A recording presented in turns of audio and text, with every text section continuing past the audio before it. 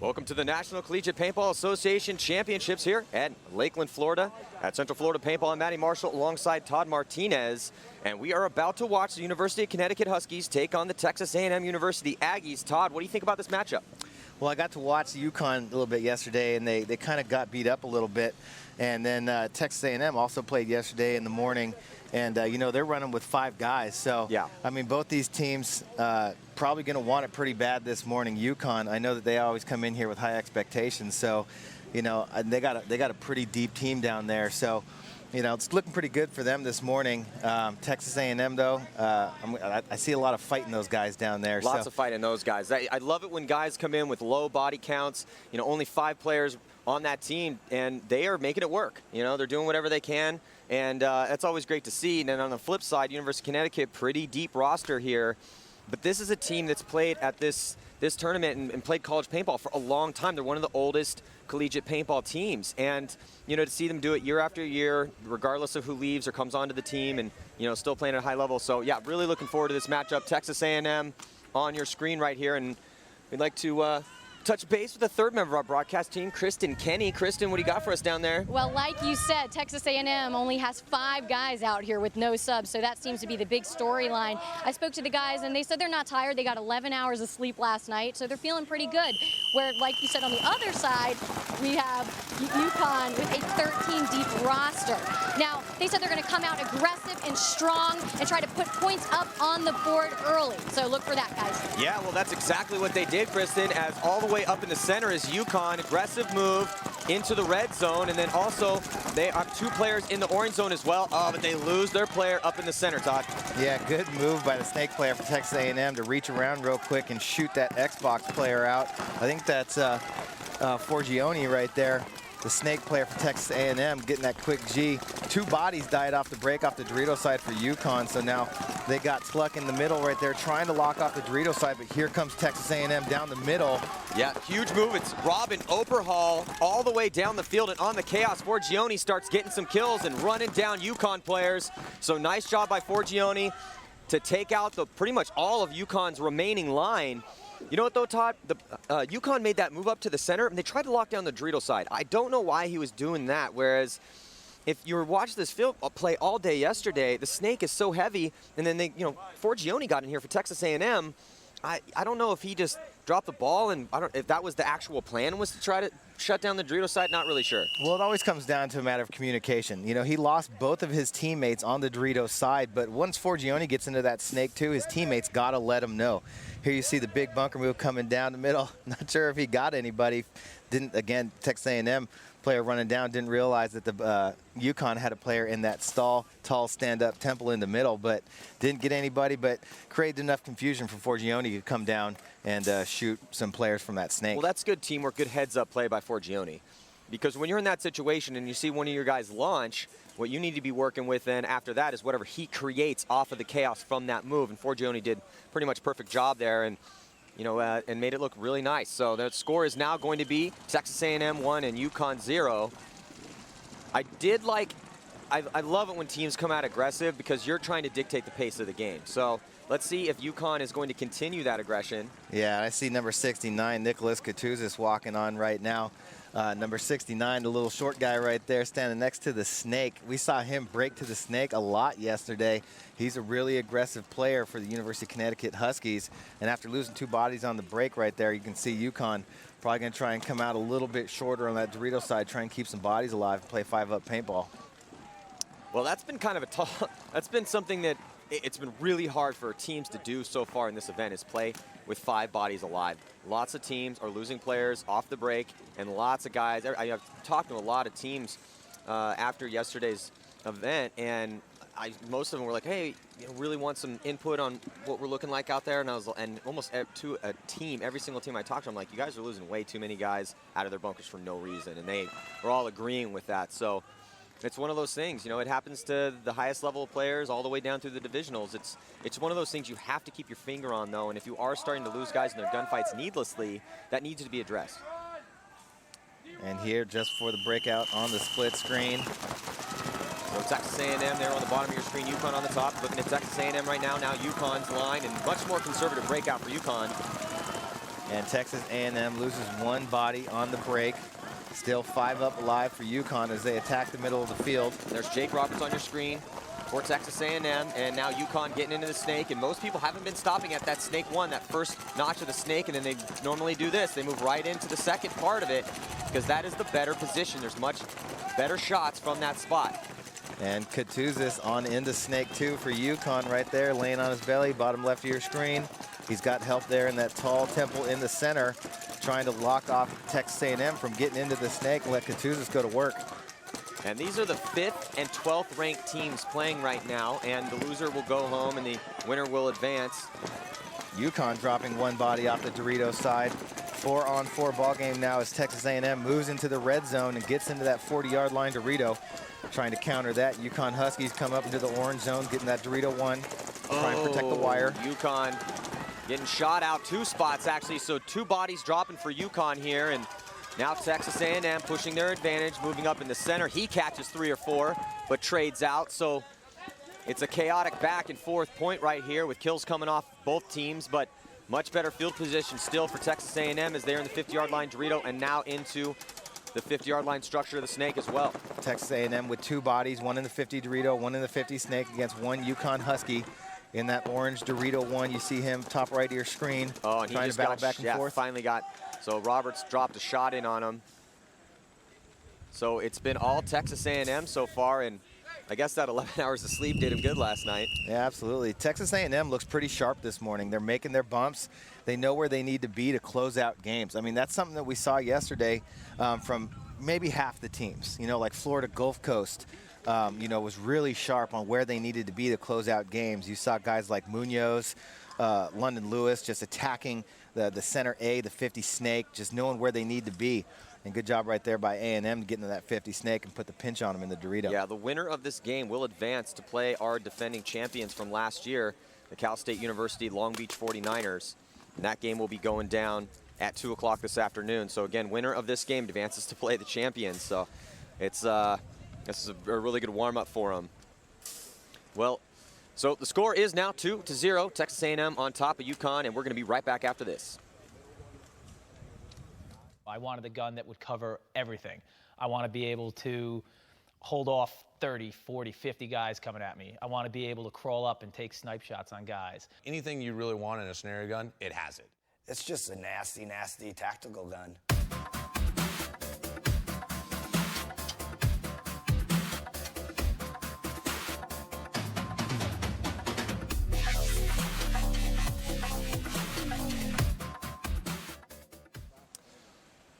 And we are back here, 2013 NCPA Championships. I'm Matty Marshall alongside Tom Martinez. And man, I'll tell you what, UConn, they're making good moves to start out these points, but then they're just dropping the ball.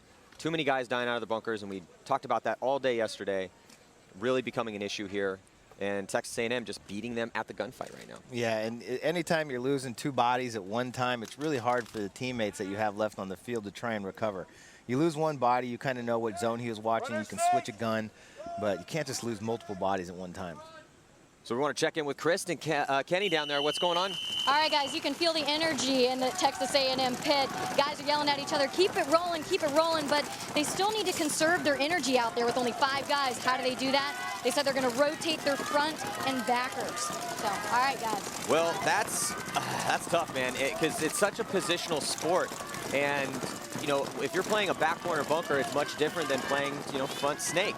And it's, but you have to do what you have to do to progress through the tournament. If you only have 5 guys, then I guess then that's what they're going to have to work with, see if it does work. And right now they're looking pretty good again. UConn losing another body out of his spot. They started to start this point 5 alive, Todd. Yeah, and Forgione knows that when he gets into snake 2, he can shoot out that Dorito corner very easily, and he's in there right now trying to go to work, shooting at the Dorito corner and that blue temple on the Dorito side. There's Forgione on your screen right there.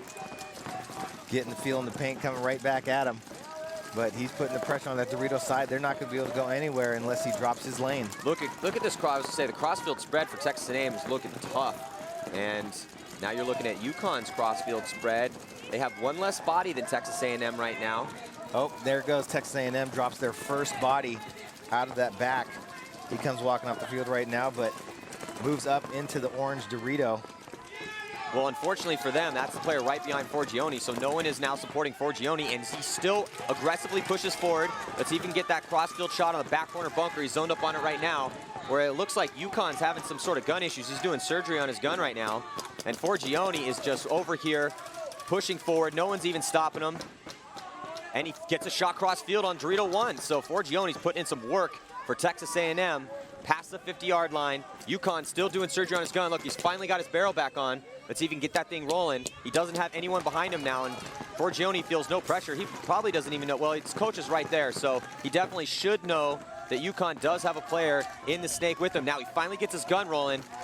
That's something the coach needs to let him know immediately. Yeah, Forgione's got his gun up on him right now. He's going to be able to come in and shoot him.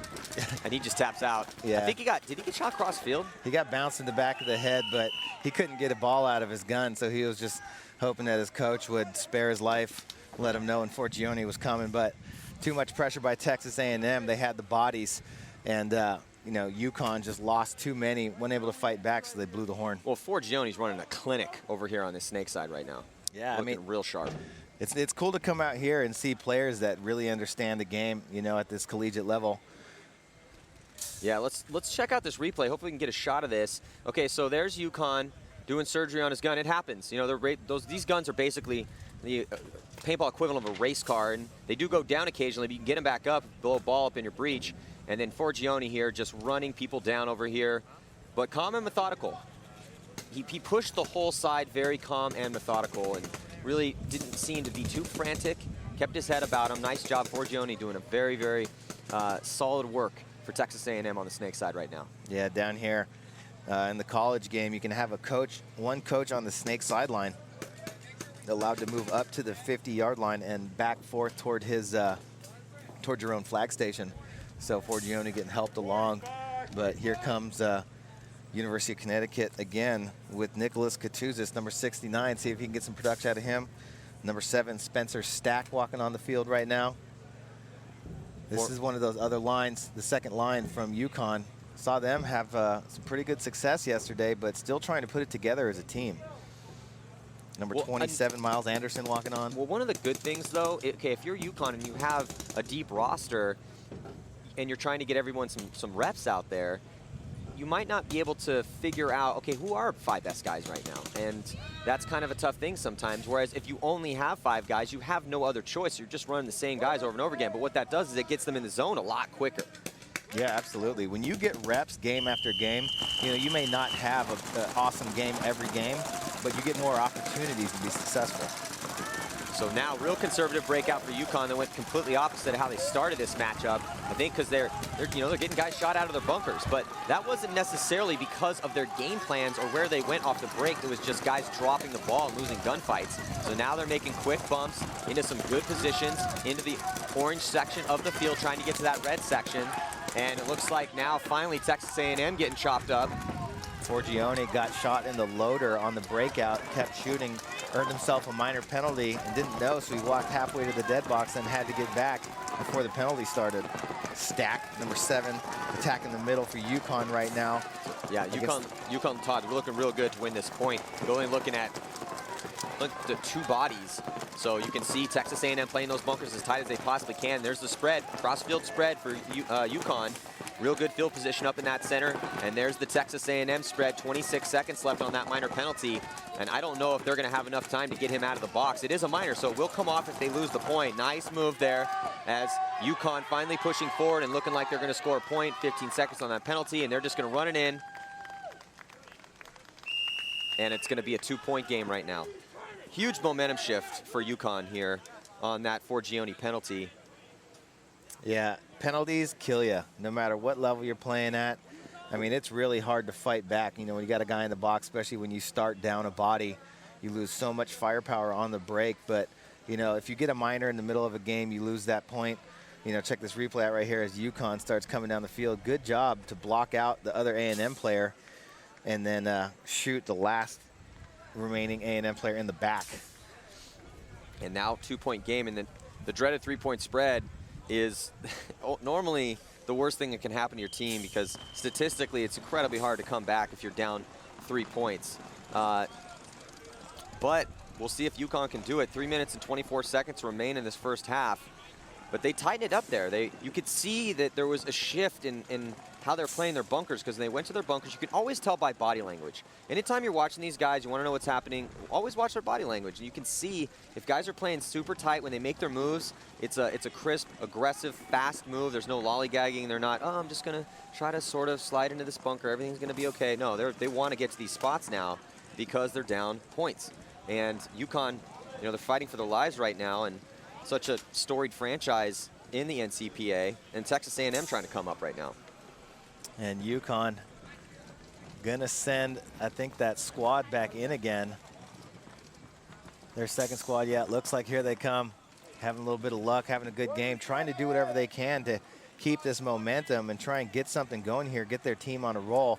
When you got 13 guys, if you got 5 guys that are really playing well and you can get those guys, it gets everybody else going.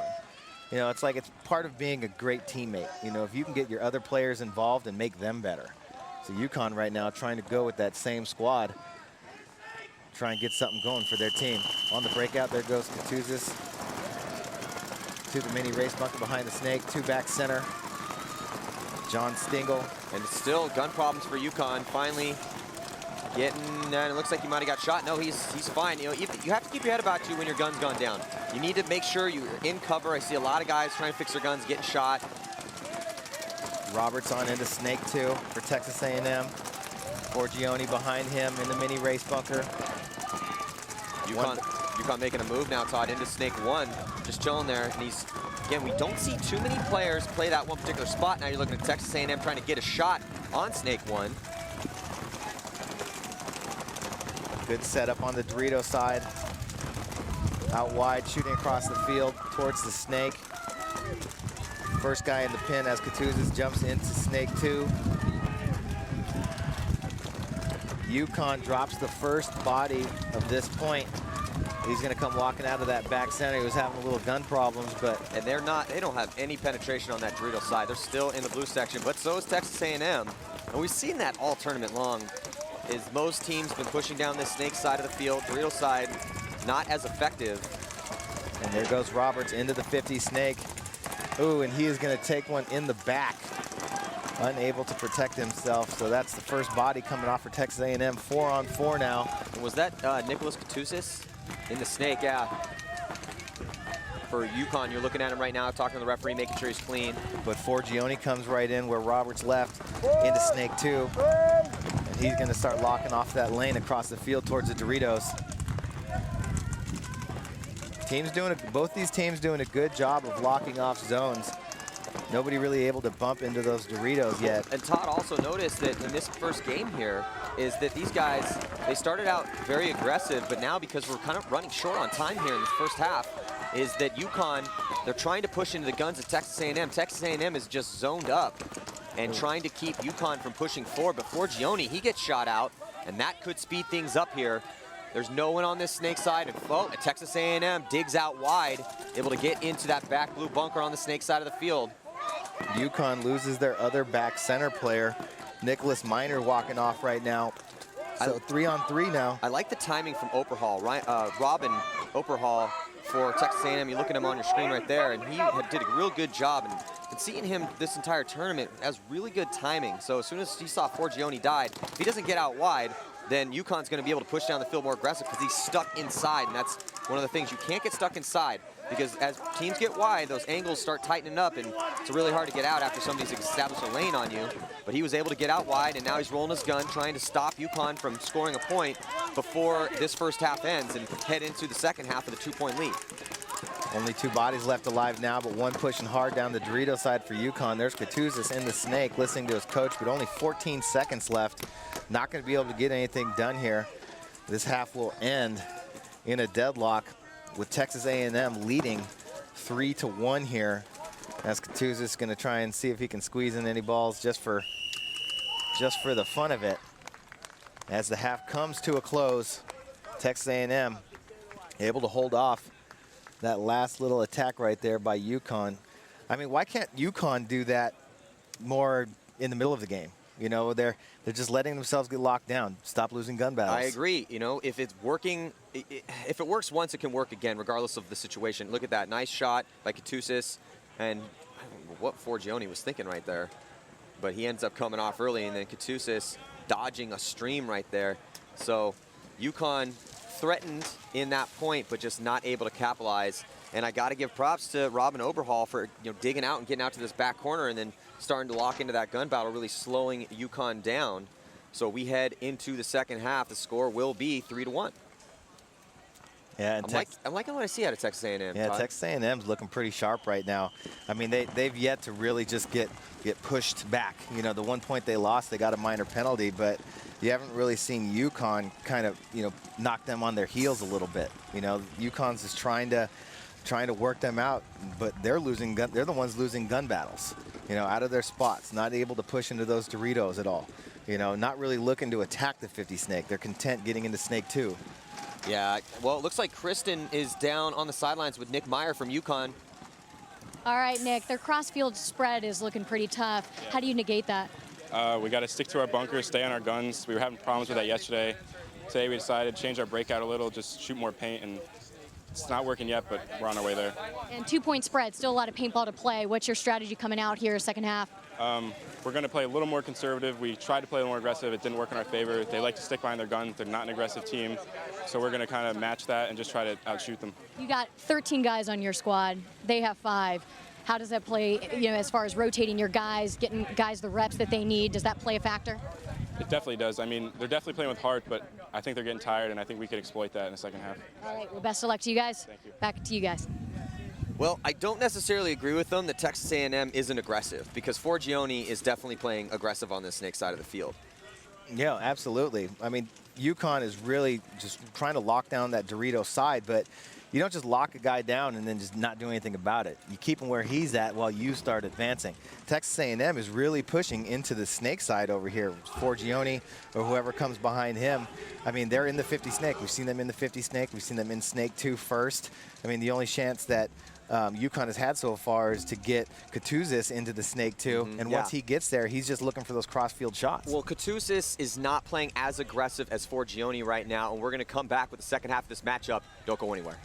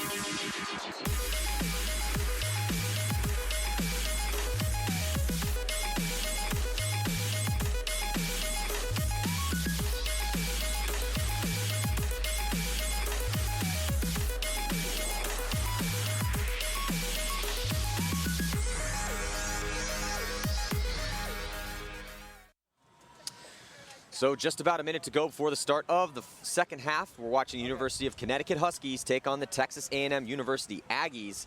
And Texas A&M is just playing a better game right now. They're more aggressive. They're winning their gunfights. And UConn, I don't like that they abandon their aggressive mindset so fast, Todd. You know, they pretty much, as soon as they played that first point, they went right back to playing conservative. Yeah, well, the thing is that, they're trying not to lose bodies on the break. So they're not taking any ground, but you can not take any ground, but shoot your guns and then make strong secondary moves, and that's just what we're not seeing from them. You know, they maybe make one bump, but then after that, it's okay, I'm going to get in my spot and either lose a gun battle or sit there and try and lock off a lane. And what teams need to understand is that when you push down the Dorito side, you shift the attention towards the Dorito side, and then you can come down the snake. In the same way that if you attack the snake hard, you make your opponents focus on you in the snake, and then the Dorito side starts to open up. And then the third part of that is if you got both sides up far and you can't go anywhere after that, the middle of the field is usually wide open. But you have to attack with that mindset, and it needs to be something that is that you're taking advantage of early on. So here we go. Texas A&M now and UConn. Texas A&M going to be on the right-hand side and UConn on the left. There's Texas A&M's cross-field spread. Has 2 bodies dropping off for UConn off the break. So I was just about to say a little bit less aggressive breakout for Texas A&M, but they drop 2 bodies for UConn, and they drop a body of their own too. So now it's 4-on-3. Yeah, Texas A&M shot the wide guy going out to the Dorito side for UConn, and then we're in good position to shoot the filler coming up the middle. So early 2 bodies coming off for UConn right now. Texas A&M with the advantage, and they are pushing down the Dorito side hard right now. Yeah, the UConn, it's Grant Bernard, and he's in here into the 50-yard line structure of the snake. We haven't seen him in here yet. No, but this is what UConn needed. UConn needed Absolutely. to get a guy here. Start attacking the 50. Make Texas A&M worry about you, because now Forgione is sitting in the mini race bunker behind the snake, and he's on the defensive. Well, that's the thing. If you got an aggressive player, try to make him play on his heels. And that's what UConn's doing right now. You know, Forgione is literally just gunned up on the snake side, not looking to attack right now, and just having to play defense. You know, paintball is basically one of the only sports you're playing offense and defense. It could change. 1 second you're playing defense, the next second you're playing offense, based on what's in front of you and the variables that are presented to you. And UConn into the snake, in the 50-yard line snake. You can see that's their Dorito side, the top of your screen. So they don't really have a lot of ground on that side. Yeah, that's the one body that they have over there on the Dorito side. And what he's doing is he's keeping Forgione in that snake by pounding the lane in front of the snake, trying to give Bedard a little bit of room to work with here in the 50 snake. But he's got 2 guys that he's looking at over there for Texas A&M in the Dorito 1 and the Dorito 2 of the orange section, who are both shooting at Bedard. So yeah, well, and I like how Bedard got into this position, but the problem is everyone behind him is dead. So he's up here all by himself. He's tucked into that spot as tight as he possibly can. So now some moves being made on the Dorito side for UConn. But oh, Bedard did lose his back guy out of that snake corner. Yeah, that's so the problem. Just 2 bodies. All he's doing is just chilling in there and talking to his coach. It's a good thing he has the coach right next to him. But 2 guns, actually 3 guns, all the guns right now. If there's 3 guns, and they are on Bedard. But what's crazy is that Texas A&M has 4 bodies, and UConn only has 2. And everyone right now is so concerned with Bedard, and now as he moves past the 50-yard line, so it's still 3 guns on this snake here for Texas A&M. There's 3 guns shooting at this guy right now, Bedard, laying down in the 50-yard line snake. There's Forgione, he has his gun on Bedard. Now there's only 1 gun on the Dorito side, so if anyone's got the ball, it's definitely not Bedard, because he's got 3 guys looking at him right now. Yeah, and the thing is for Texas A&M is they don't have to go anywhere. Yeah. They have the bodies, they have the field position, but they can just sit in their bunkers right now and let this clock tick down. This point has already gone 3 minutes. Well, I'm a little leery when I see a team with such a dominant body advantage not trying to win the point, though. Now, I understand, yeah, if the time expires, then they will win, but 2 points is not much of a cushion. Because UConn takes this, that puts it within 1. Here now Forgione launches down, runs the highway. Nice job, Forgione. Woo! Forgione making it happen. Golly. So like I was saying, 1 second you're playing defense, and literally the next second you're playing offense. Yeah, Forgione was sitting back in his bunker, just slowly tapping the bunker, and then all of a sudden hit the gas, took off, gave him the fire and ice. Yeah, that was awesome. Amazing job. So let's take a look here at this replay. So Forgione playing defense, and he's gunned up on Bedard, and then he looks over, realizes, oh my God, okay, well the Dorito's not even looking at me, so I'm gonna launch. He runs down the highway, it's inside part of the snake, and can't quite find him, finally picks him up, has to jump over the bunker, gets the shot in on him, and then immediately guns up. That's about as nice as it can be done there for Forgione. Yeah, and the referees were checking out Bedard's gun. Looks like he's going to get off okay. We saw a fast gun penalty yesterday. Cost a minor penalty. These guns are regulated to the speed and the rate of fire. Make sure everything stays safe out here. Make sure everybody's playing on a level playing field. Todd, let's take a look at this play again with Forgione just jumping over and putting it on Bedard. Air Forgione. Yeah, Air Forgione. Forgione getting himself, I don't know, has he had 4 kills yet? G count, that's our, it's a code for kills in paintball. 4G. And so he's got a great paintball name, Forgione. Oh, man. I don't know if he's had a 4-pack yet, but he's playing great. Forgione definitely looking like one of the better players out here this weekend. That's what it's always so cool to come to the NCPA National Championship and watch these, these new college players. And you see the guys that return, and then you get those guys on their victory lap, the fifth year seniors.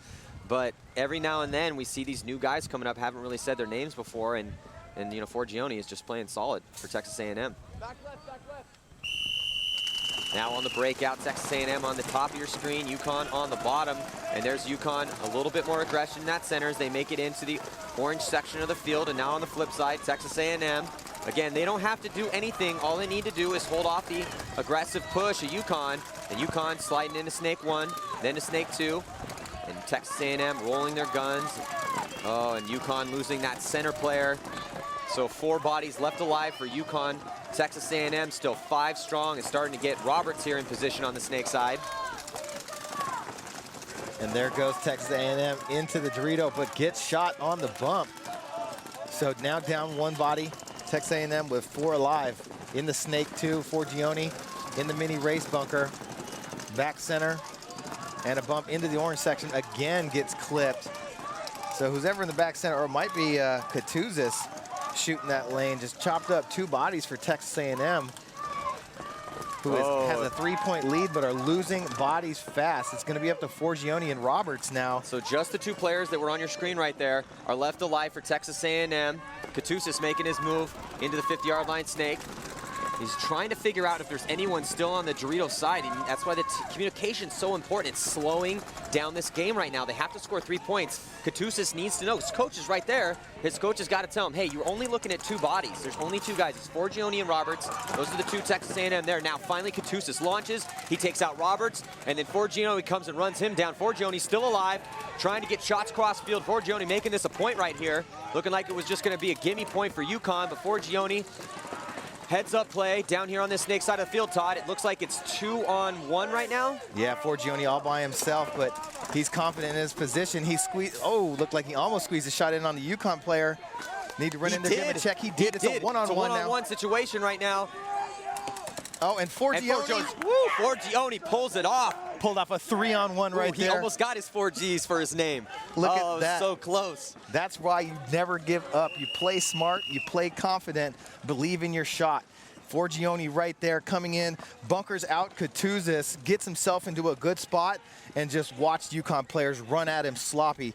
Check this replay out right here. There's Forgione, sees the player come running at him with his gun down. Bad fundamentals. Forgione's going to come right out and snap shoot him. Get out of there. Don't sleep on me. I'm Forgione from Texas A&M, boy.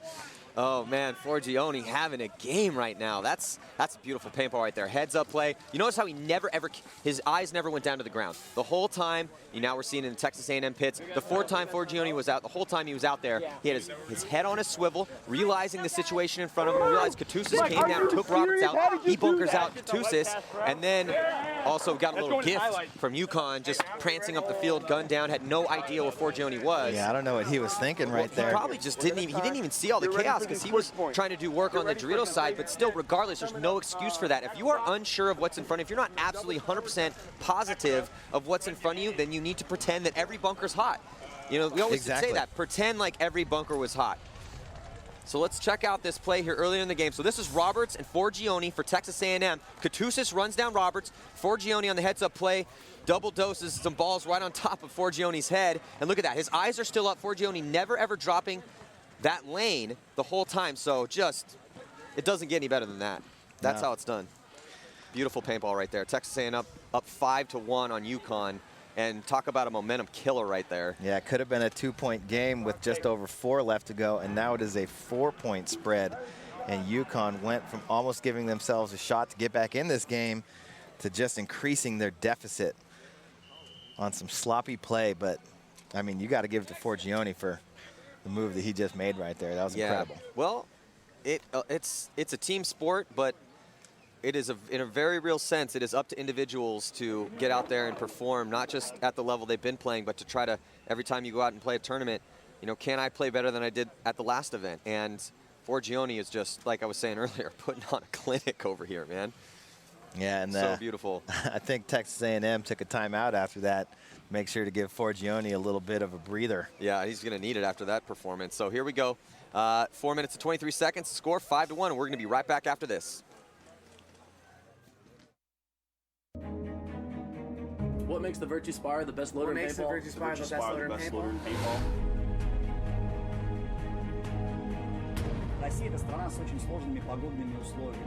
Not only is the Spire smaller and lighter than leading competitors, the Spire is designed to take the toughest abuse that paintball puts out and keep feeding, no matter how bad your paint or weather gets. With a true 200 round capacity, it holds more paint as well.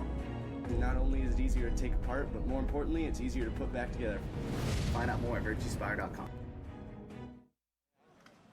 All right, so I spoke to UCONN, and they said the key to this game is controlling the center. They believe if they can do that, they can shut down Forgione, but they're having some difficulties doing that, guys, and it's an uphill battle for them at this point. But still, 2-point spread, anyone's game. Back to you. Yeah, so, well, control the middle is the last thing that should be on UConn's mind right now, and that's why they're losing this game. They need to send Katusis down here in the snake. Forgione is just running a racket over here. I'd be like, look, kid, here's the deal. Forgione is destroying us. I'm going to need you to get in here and contend with him, all right? So, and then let's put 2 guns off him off the break.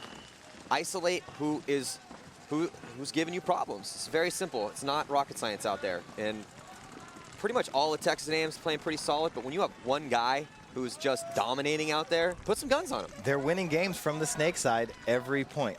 Their killers aren't coming down the Dorito side. They're trying. But, I mean, Katusis, or Forgione is really the one that's doing it to him, and he's over here on the snake side. Yeah, so 4 minutes, 10 seconds to go. We've seen a couple long points here. Not a lot of action out of UConn, man. At the second half of the points.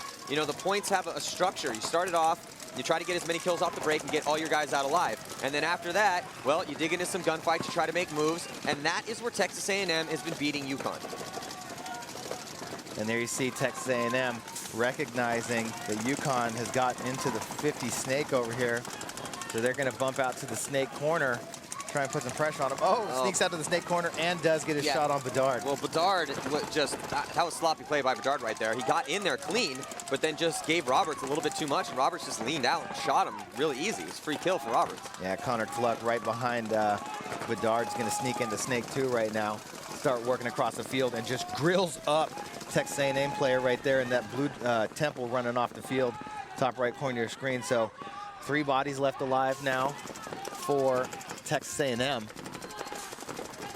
All over here from the back center across the Todd, snake. UConn's been getting chopped up too, and they only have 2 bodies, though they're pushing aggressively in the snake 50. Oh, and looks like Forgione, he catches one, so does Roberts at the same time. Just 1 player left alive for Texas A&M. And here comes some aggression. Number 20 for University of Connecticut, it's Connor Tluck. So Tluck's coming down here and takes out the last player as well. So nice job by UConn. He's going to need to sprint that flag in as fast as he can to preserve as much time as possible.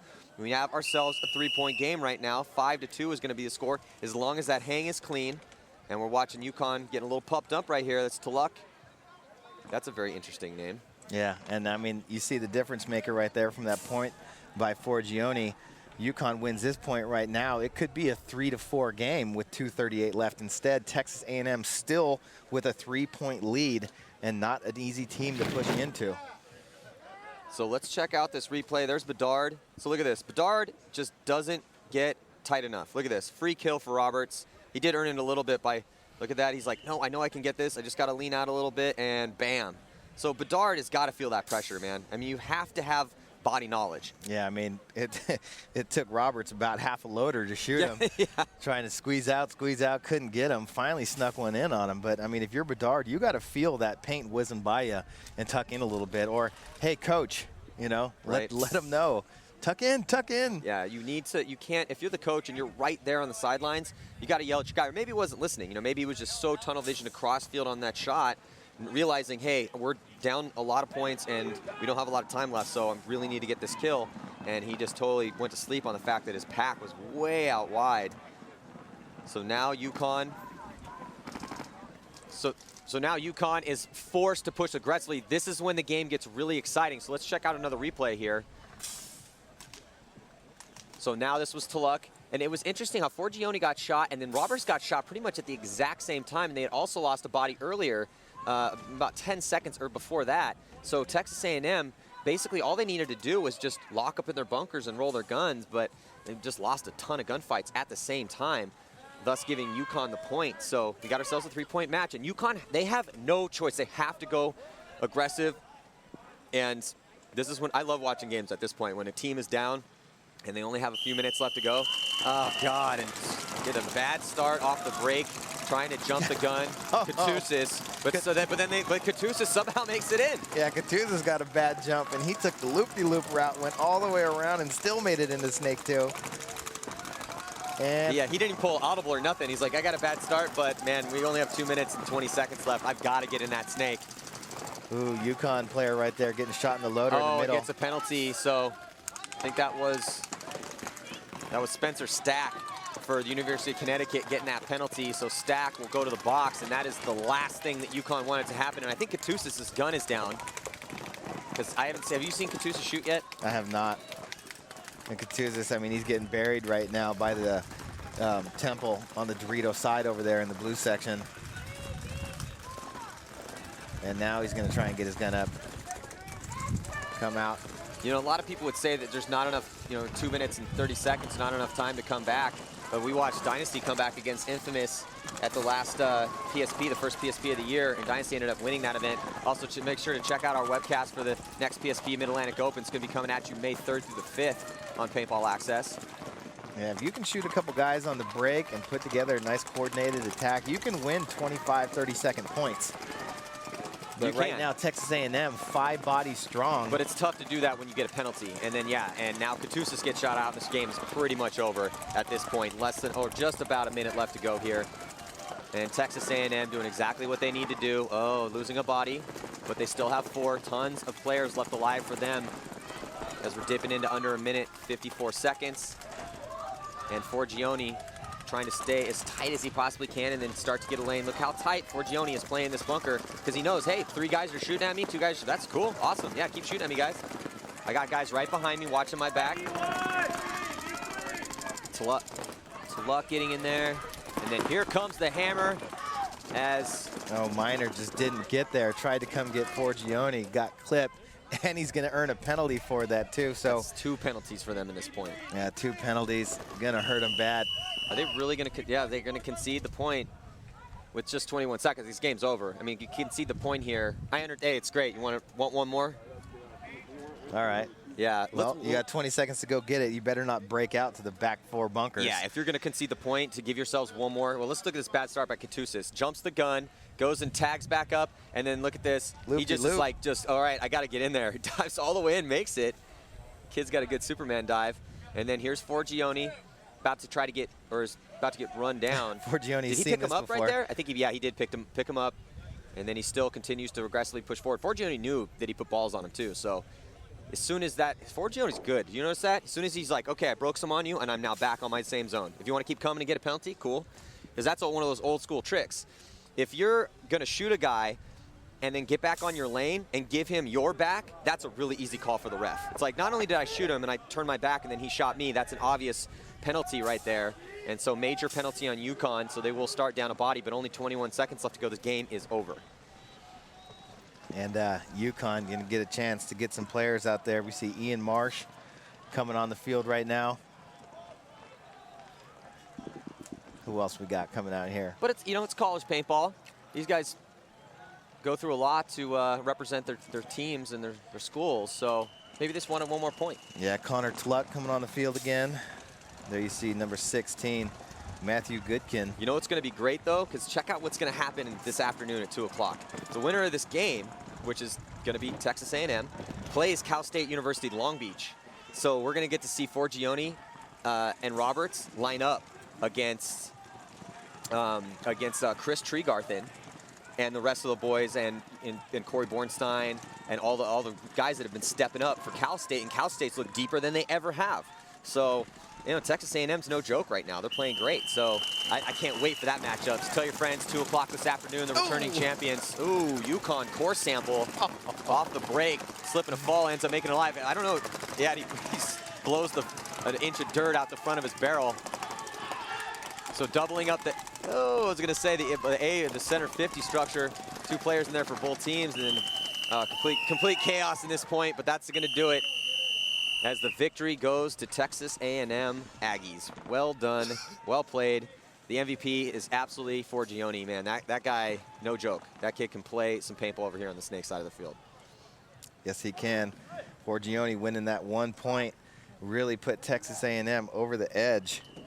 So let's take a look at this last kill right here. Texas A&M just lazily jaunting up to the center. We're going to win, no big deal.